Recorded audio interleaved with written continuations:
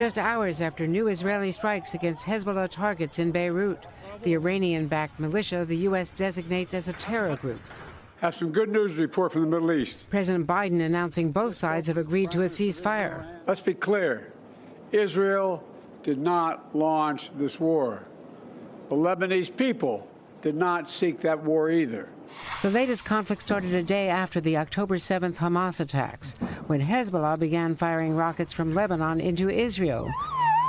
With the deal, some 80,000 Israelis who evacuated from the north can now go home, while Lebanese officials say more than 3,000 of its citizens have been killed, more than 1 million displaced by the Israeli strikes.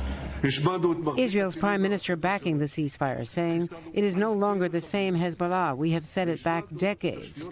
Netanyahu also saying Israel has killed Hezbollah's leader and its top deputies, destroyed most of the group's missiles and rockets, killed thousands of terrorists and destroyed their tunnels. Netanyahu also saying Israel reserves the right to resume fighting if Hezbollah breaks the ceasefire, and he'll now focus on the threat from Iran, while President Biden is hoping for a deal in Gaza.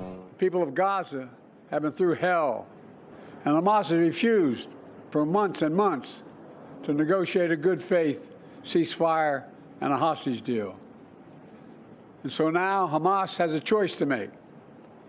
Their only way out is to release the hostages, including American citizens. And Andrea, the ceasefire starts in a few hours, and Biden officials have been briefing President-elect Trump's team, we understand. That's right, Lester. A U.S. official says they told them a few days ago that this deal was coming together with Israel's approval. President Biden said he's going to push to get the hostages released from Gaza, but U.S. officials say it's not likely to happen before he leaves office. Thanks for watching. Stay updated about breaking news and top stories on the NBC News app or follow us on social media.